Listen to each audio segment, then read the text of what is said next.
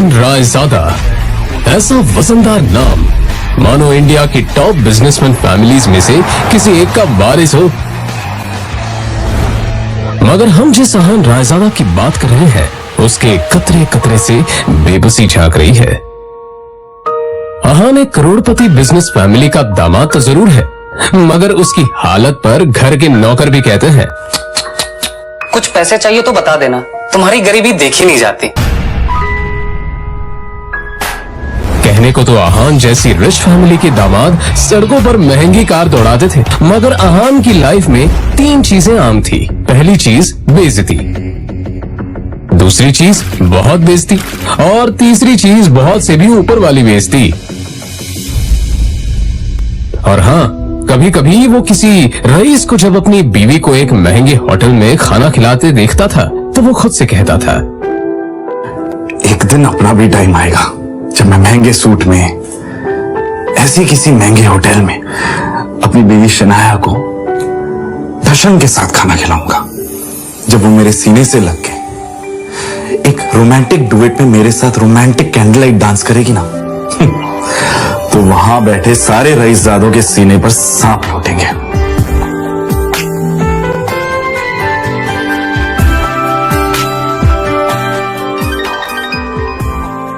जरूर शनाया ने बहुत अहान चौंक कर उठ खड़ा हुआ।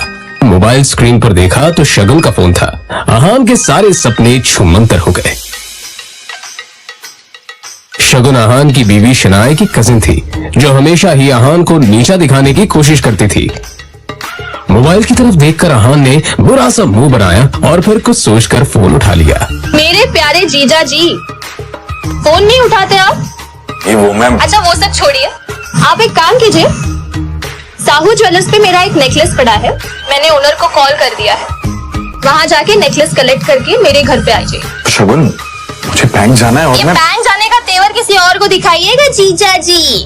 वैसे भी आपको हमारे फैमिली के टुकड़ों पर ही पलना है ना?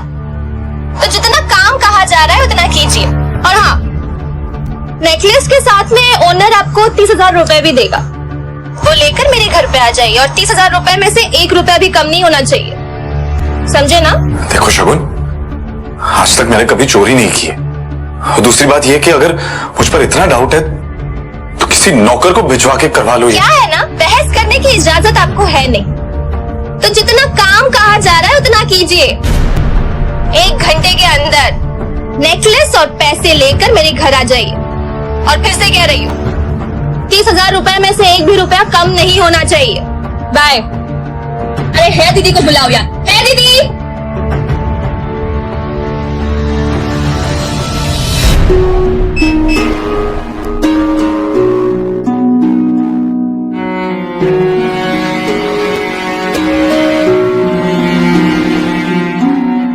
जल्द ही अहान फ्रेश होकर बाथरूम से बाहर आया और जल्दबाजी में अपनी अलमारी की तरफ बढ़ा जिसमें 2 जोड़ी पुराने कपड़े रखे थे। उनमें से जो सबसे साफ कपड़ा था अहान ने उसे पहनने के लिए चुना।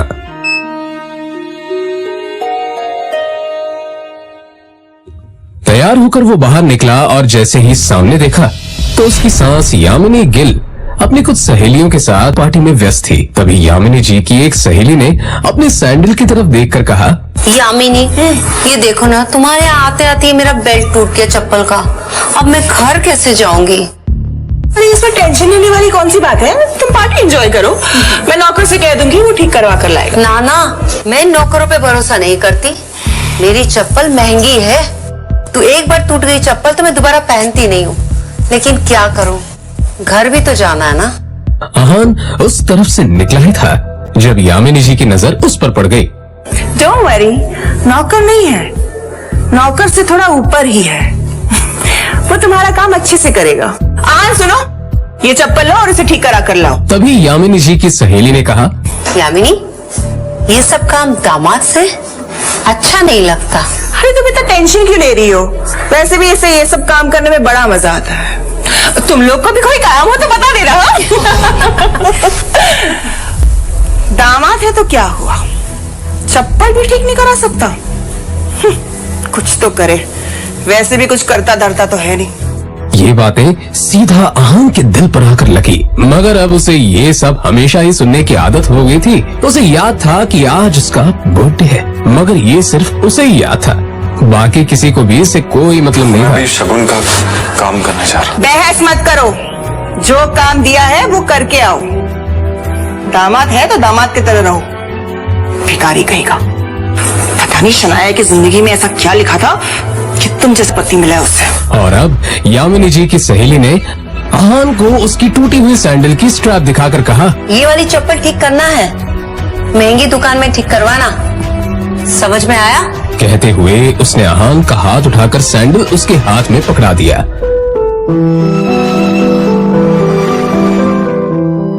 ना चाहते हुए भी अहान को यह काम करना ही पड़ रहा था।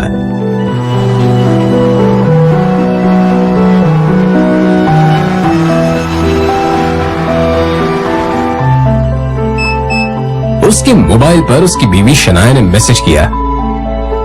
ये मैसेज पढ़ते ही अहान के होठों पर एक स्माइल आ गई और उसकी पूरे दिन की टेंशन जैसे गायब ही हो गई। आज पहली बार शनाया ने उसे ऑफिस बुलाया था। एक वही तो थी उसकी जिंदगी में जिसकी मुस्कुराहट देखकर वो खुद को जिंदा रखता था। शनाया का चेहरा देखे बिना अहान को चैन नहीं मिलता था और उसके बस में होता तो शनाया की हर एक खुशी के लिए खुद को लाखों बार कुर्बान कर देता। रास्ते में अहान को एक फूलों की दुकान मिली।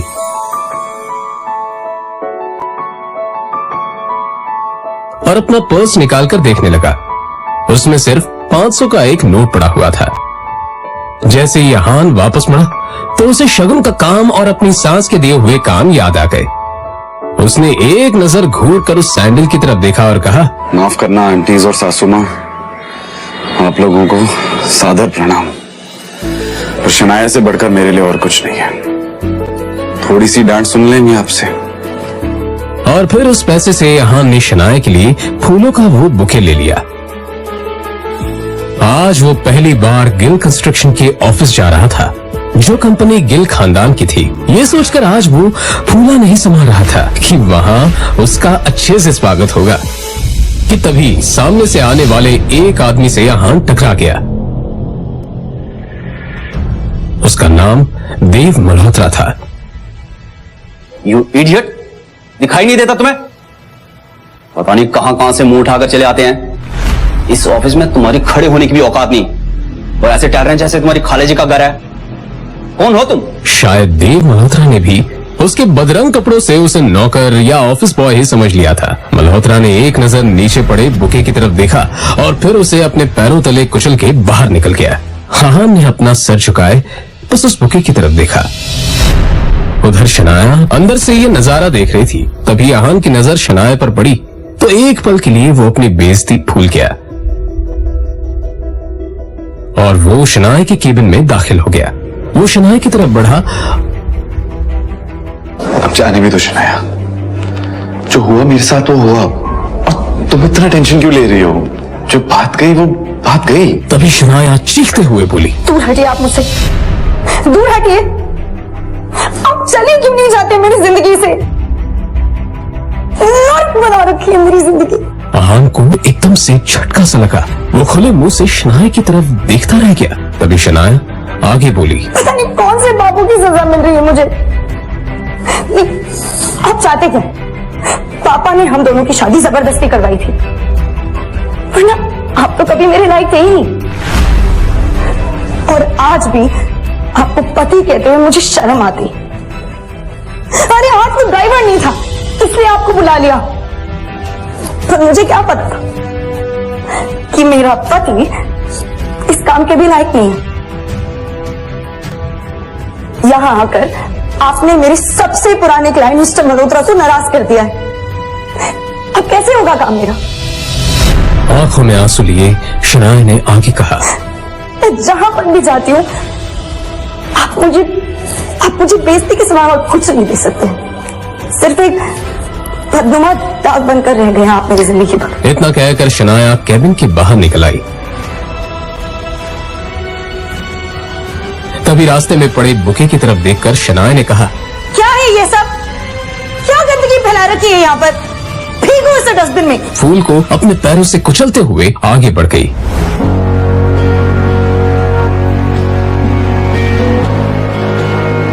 मल्होत्रा अपनी कार में बैठा पहले से शनाया का इंतजार कर रहा था। फिर अहान के सामने ही शनाया अपने क्लाइंट मल्होत्रा की कार में बैठी और बिजनेस के सिलसिले में वहीं से जा चुकी थी। तभी अहान के सामने काली रंग की कार आकर रुकी, जिसमें से एक अधेड़ उम्र का शख्स बाहर निकला। अहान उसे देखते ही चौंक गया, क्योंकि उसकी यहाँ आने की उम्मीद अहान को बिल्कुल नहीं थी। वो आदमी अहान के सामने आकर बोला, यंग मास्टर, एशिया की सबसे अमीर कंपनी और रायजादा ग्रुप के अरबों रुपए का बिजनेस एम्पायर आपका इंतजार कर रहा है। वक्त आ गया है कि आप आकर अपना बिजनेस संभालें। अपने सामने खड़े आदमी को देखकर अहान गुस्से में नजर आने लगा।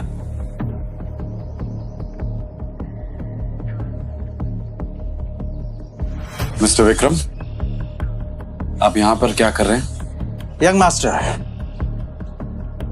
मैं आपको लेने के लिए आया हूं। देखिए, मैं आपके साथ बहस तो नहीं कर सकता, मैं भी आपके पिताजी का एक नौकर ही हूं, पर हाँ, उन्होंने जो काम बोला है वो तो मुझे करना ही होगा। सीधे पॉइंट पर आइए, पहेलियां बुझाना मुझे पसंद नहीं है। तो मैं आपसे ये कहने के लिए यहाँ आया हूं कि आपके पिताजी आदित्य रायजादा ये चाहते हैं कि आप आकर उनका बिजनेस संभालें। वो इस एशिया का सबसे बड़ा एम्पायर आपको सौंपना चाहते हैं। और आपको लगा कि मैं उनकी बात मान लूंगा? मैं तो उनका बेटा हूं, तो फिर ये सब मुझे क्यों देना चाह रहे हैं? फिर जब मेरी माँ बीमार थी और मैं उनके पास मदद मांगने गया था, वो तो मीटिंग में बिजी थे ना, और उसकी वजह से आज मेरी माँ इस दुनिया में नहीं रही, और इसके लिए मैं उन्हें कभी माफ नहीं करूंगा। तो बेहतर ये होगा कि आप चले जाइए। अहान के इस बात पर विक्रम ने एक लंबी सांस ली और फिर कहा, यंग मास्टर, आप तो जानते हैं आपके पिताजी कितने जिद्दी हैं। वो आपको वापस लाने के लिए किसी भी हद तक जा सकते हैं, किसी भी हद तक। उनके सामने कोई औकात नहीं रखता। वो जब चाहे, जिसे चाहे, जहां चाहे, पल में मिट्टी में मिला सकते हैं। लेकिन हाँ, जो आपके साथ हुआ उसे आप भूल जाए और रायजादा ग्रुप को अपना ले। रायजादा तैयार है आपको वो सब कुछ देने के लिए, जिसके आप हकदार हैं। अहान ने जैसे अपना आखिरी फैसला सुनाते हुए कहा, आप यहां से चले जाइए विक्रम, और जाके बता दीजिए कि मुझे उनकी दौलत में कोई इंटरेस्ट नहीं, और उनकी सारी दौलत भी मेरी मां को वापस नहीं ला सकती। और हां, ये बात गलती से भी बाहर नहीं आनी चाहिए कि मैं रायजादा खानदान से हूं, और रायजादा ग्रुप का मालिक मिस्टर आदित्य रायजादा का बेटा हूं। चलिए। विक्रम उसे जाता हुआ देखता रहा और फिर अपना मोबाइल निकालकर आदित्य रायजादा का नंबर डायल किया। दूसरी तरफ से आवाज आई, मुझे वो किसी हालत में चाहिए, उसके लिए जो भी रास्ता अपनाना है अपनाओ, मुझे अहान हर हालत में चाहिए।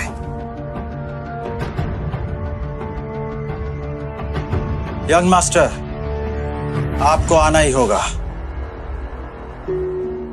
इधर अहान कुछ ही देर में अब अपने घर पहुंच चुका था। लगी घड़ी में देखा तो शाम के 7 बज चुके थे। अपने आसपास देखते हुए उसने कहा, तभी अचानक ही अहान का मोबाइल बज उठा। उसने स्क्रीन पर देखा तो यामिनी जी का फोन था। फोन उठाते ही दूसरी तरफ से आवाज आई, कहाँ थे तुम? हाँ, तुम्हें पता है ना, तुम्हारी वजह से मेरी सहेलियों के सामने मेरी कितनी बेइज्जती हुई है, और तुम्हारा फोन क्यों नहीं लग रहा है? हाँ, मैं अभी घर वापस आ गई हूँ, ये बताओ तुम्हारा फोन क्यों नहीं लग रहा है? माँ जी, शनाया को लेने गया था, उसका फोन। तो फोन दो उसे, उसका फोन भी नहीं लग रहा है। लेकिन माँ जी, शनाया तो मेरे साथ नहीं आई। पर अभी तो तुमने कहा कि तुम उसे लेने गए थे। हाँ, मगर वो अपने किसी क्लाइंट के साथ। अहान का इतना ही कहना था कि तभी यामिनी जी उस पर चिल्लाते हुए बोली, रात होने को आई है और तुम कह रहे हो कि वो किसी क्लाइंट के साथ है? तुमने कुछ गड़बड़ की होगी, इसलिए तुम्हारे साथ वो आई नहीं। अच्छे दामाद तो तुम बन नहीं पाए, कम से कम अच्छी पति तो बनो। तुम्हारे पास 1 घंटा है, किसी भी तरह शनाया को ढूंढकर इस घर में वापस लाओ। अहान ने शनाया का नंबर डायल किया तो वो नहीं लग रहा था। अब सच में उसे शनाया की फिक्र होने लगी थी। Come on, Shanaya, pick up the phone. वो लगातार शनाया को फोन लगाता रहा मगर उसका फोन नहीं लगा। अब परेशान होकर अहान बाहर निकला। अहान के बारे में भले ही मल्होत्रा को नहीं पता था मगर अहान देव मल्होत्रा के बारे में कई बार शनाया के मुंह से सुन चुका था कि मल्होत्रा उसका पुराना क्लाइंट है और उसका एक नाइट क्लब भी है। अंदर बेहद ही शोर शराबा था और लोग शराब पीकर नाच रहे थे। अहान ने चारों तरफ देखा पर कहीं भी उसे शनाया नजर नहीं आई। यहाँ हमारी हिम्मत कैसे यहाँ आने की?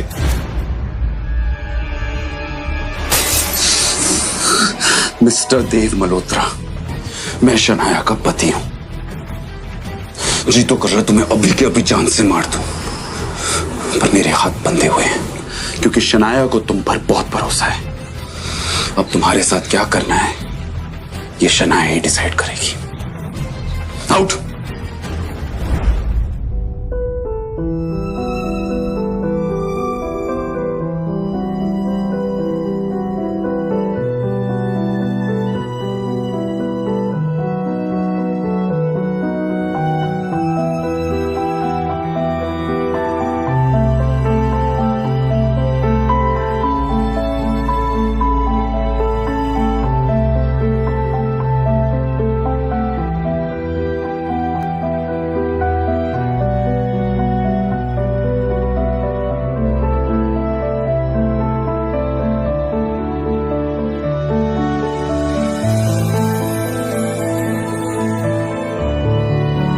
पता है हमारा एक साथ सोना आपको पसंद नहीं है, पर आज रात आपको इसी कमरे में सोना पड़ेगा। आप ऐसी हालत में नहीं हो जो मैं आपको अकेला छोड़ दूं।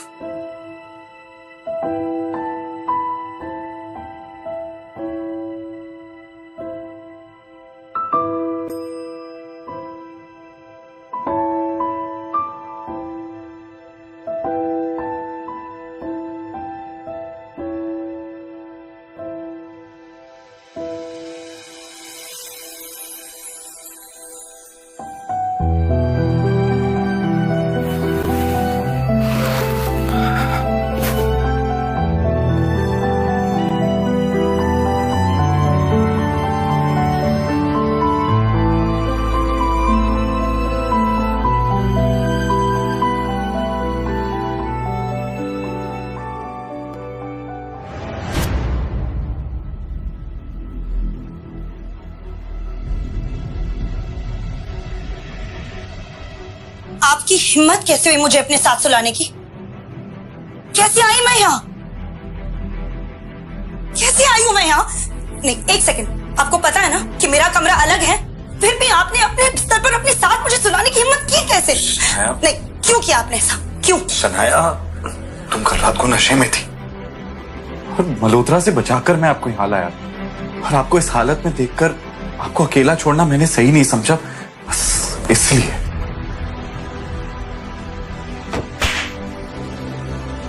अब शनाया को बीती रात की सारी घटना याद आ गई जब देव मल्होत्रा ने उसके ड्रिंक में कोई दवा मिला दी थी और फिर उसका फायदा उठाना चाहा था। मुझे याद आ गया कि मेरे साथ कल क्या हुआ था, पर अगर आप ये समझते हो कि आप इस बात का फायदा उठाकर मेरे करीब आ सकते हो तो ये दिमाग से कंप्लीटली निकाल दो। आपके चक्कर में मुझे याद ही नहीं रहा कि मुझे कितना जरूरी काम करना था। इस मल्होत्रा का तो कुछ करना पड़ेगा। मुझे पता ही नहीं था कि ये इतना घटिया इंसान निकलेगा।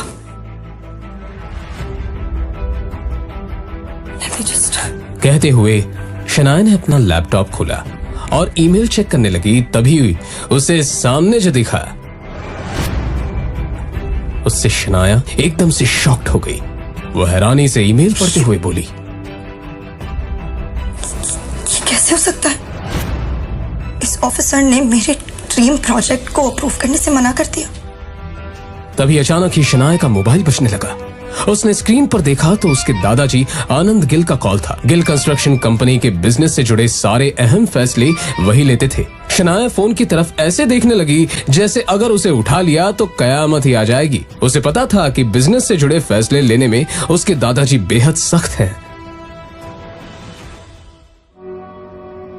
हमारी कंपनी के सबसे बड़े प्रोजेक्ट को तुमसे वापस लिया जा रहा है और साथ ही अब तुम इस फैमिली बिजनेस से अलग रहोगी। तुम्हारा अब गिल कंस्ट्रक्शन से कोई वास्ता नहीं होगा। I hope that is clear.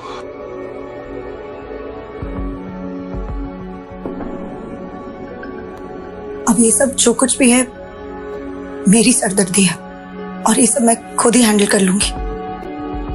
इस एक मेल की वजह से मुझसे मेरा ड्रीम प्रोजेक्ट छीना गया।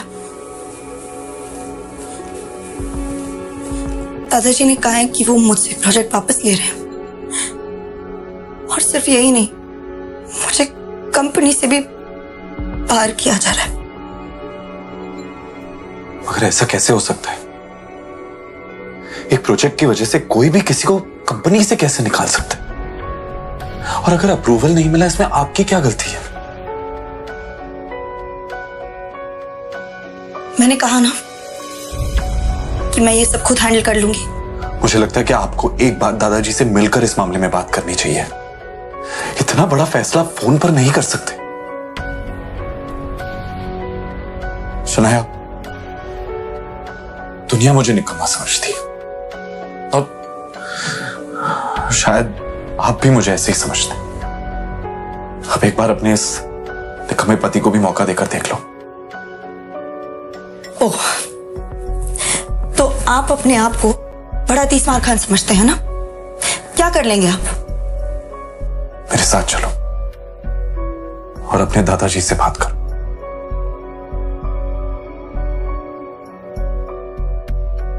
चलो। कुछ ही देर में वो दोनों शनाया के दादाजी आनंद गिल के ऑफिस में थे। Shanaya, Aahan, sit down. देखो शनाया, बिजनेस के मामले में मैं बहुत साफ हूं। मैंने जो फैसला लिया है गुस्से में आकर नहीं और ना ही जज्बात में आकर लिया है। ये नई बिल्डिंग का प्रोजेक्ट गिल कंस्ट्रक्शन का बहुत बड़ा सपना था जो अब तक मुकम्मल नहीं हुआ। वाई? दादाजी, आई फील लाइक क्योंकि तुमसे ये काम नहीं हो पा रहा। मैंने ये प्रोजेक्ट तुम्हारे कजन शौर्य को दे दिया है। आज से वो इस प्रोजेक्ट को हैंडल करेगा। तुम घर पर बैठकर आराम करो।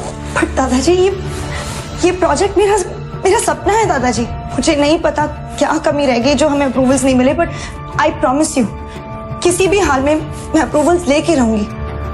दादाजी प्लीज शौर्या को ये प्रोजेक्ट देने से पहले मुझे एक आखिरी मौका दीजिए प्लीज दादाजी। ठीक है, मगर ये काम आज ही होना चाहिए। I hope I am clear on that. जी दादाजी, एब्सोल्युटली।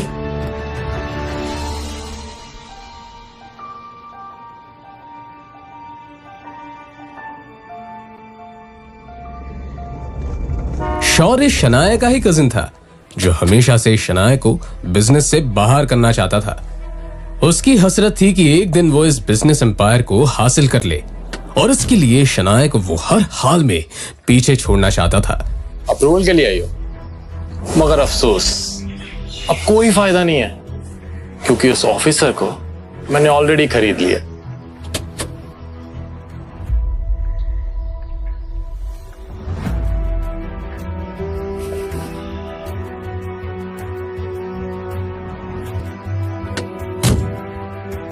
नाइट पे तो बड़ी मस्ती कर रहे थे। मिस्टर सक्सेना,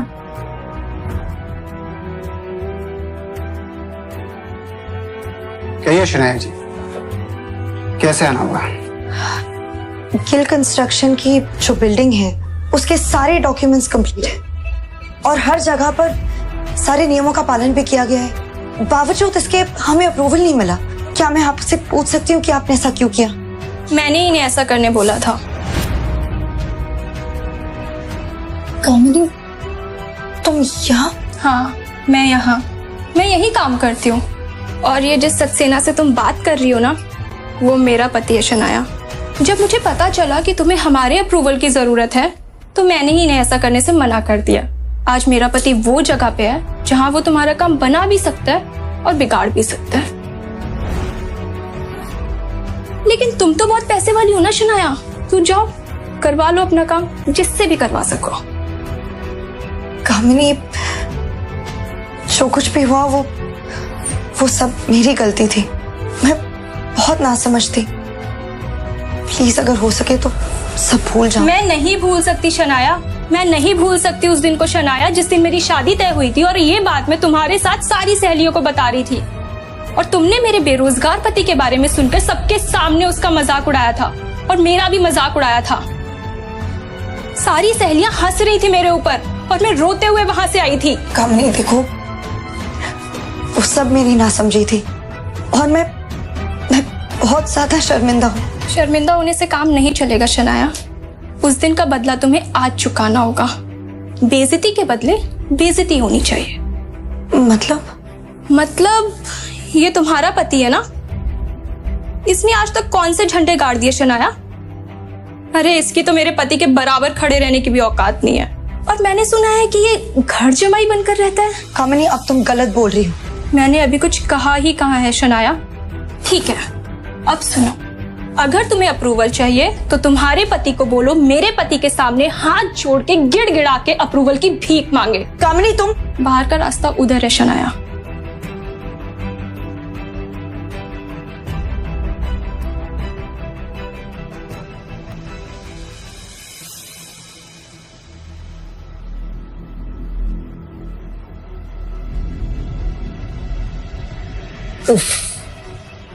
शायद काम हुआ नहीं। So sad. अब तो तुम्हें ये प्रोजेक्ट मेरे हवाले करना होगा। और तो और आनंद दादू की नजरों में भी अब तुम किसी काम की नहीं रही। अब तो तुम्हें ये कंपनी भी छोड़नी पड़ेगी। तुम बिल्कुल टेंशन मत लो, मैं हूं ना, मैं सब संभाल लूंगा। तुम बस घर पर आराम करो अपने उस निकम्मे पति के साथ, उसकी बीवी बनकर। और वो तुम्हारा पति कहां रह गया? वापस नहीं आया तुम्हारे साथ?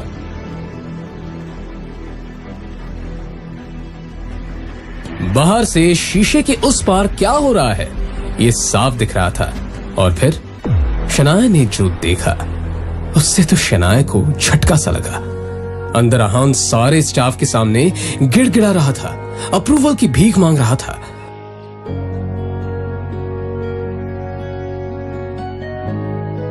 सचमुच बहुत प्यार करता है तुमसे, तुम्हारे लिए कुछ भी कर सकता है। वैसे कहां से मिला तुम्हें ये? खैर मुबारक हो, तुम्हें तुम्हारा अप्रूवल मिल चुका। मगर ये कैसे हो सकता है? मैंने तुम्हारे पति को पैसे दिए हैं। वो तुम्हें वापस मिल जाएंगे। मेरे लिए मेरा बदला ज्यादा जरूरी था।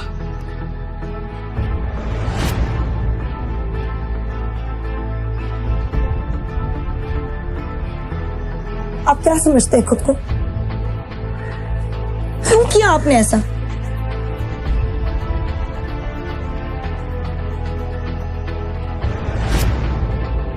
तुझे क्या लगता है कि तेरे ऐसा करने से शनाया को सब कुछ वापस मिल जाएगा? मैं इसे कहीं का नहीं छोड़ूंगा।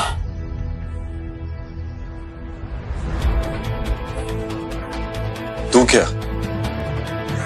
दुनिया में कोई भी शनाया का बाल तक बांका नहीं कर सकता। मगर कब तक साथ देगा तो शनाया का? देखता जा, मैं तेरा और शनाया का रिश्ता ही खत्म कर दूंगा। कोशिश कर ले, चल जाएगा।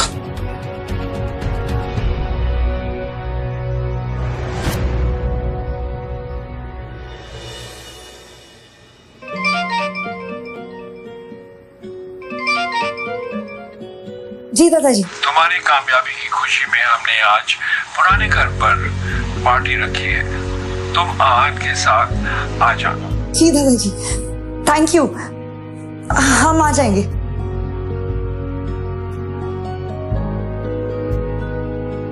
क्या वो दादाजी ने पुराने घर में पार्टी रखी है और हम दोनों को बुलाया है।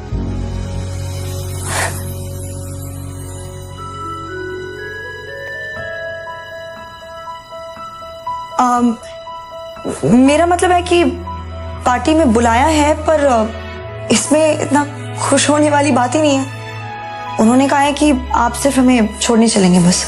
आहान भी अंदर ही अंदर काफी खुश था, मगर उसने ये अपने चेहरे पर जाहिर नहीं होने दिया।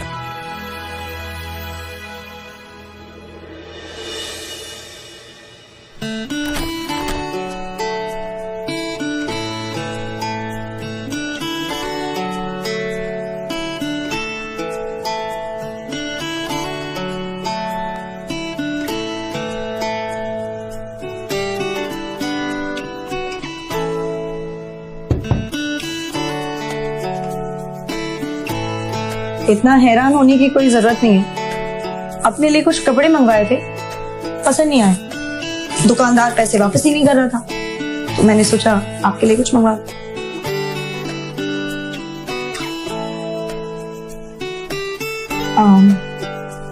चलते हुए पहन लीजिएगा।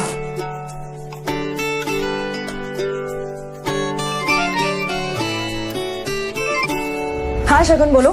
शनाया, ये शॉपकीपर बोल रहा है कि तुमने आहान के लिए स्पेशल ऑर्डर देके सूट बनवाया है। क्या चल रहा है ये सब? तो मैं आहान के लिए कुछ करूं तो उसमें गलत क्या है? फोन रखो, बाद में बात करते हैं। शाम हो चुकी थी और सभी बड़े लोग पार्टी में आ चुके थे। आहान और शनाया को देखकर शौर्य और शगुन के मन में कुछ और ही चल रहा था। एक काम बोला था मैंने इस आहान को, वो भी नहीं हुआ इससे। आजकल बहुत सर पर चढ़कर नाच रहा है। इसके लिए मैंने खुद कुछ सोच रखा है, कुछ ऐसा जिससे जितनी ये जोड़ी खूबसूरत दिख रही है ना, उतना लोग इन पर थूके। उसके लिए मुझे तुम्हारा साथ चाहिए होगा। इस पार्टी में कुछ तो ऐसा करना पड़ेगा जिससे आहान और शनाया की बेइज्जती भी हो जाए और गलती भी आहान की हो। शौर्य, ऐसा होगा कैसे? इस गरीब सड़क छाप पे इतना महंगा सूट कुछ जम नहीं रहा है। शनाया, वेलकम बच्चा। Aahan, welcome to the party. Come let's have a drink. आ जाओ। शनाया भी पता नहीं आजकल इसे कुछ ज्यादा ही भाव देने लग गई है। पता नहीं क्या हो गया ऐसे। सही कहा, आजकल कुछ ज्यादा ही उछल रहा है। अब देखो मैं क्या करता हूं।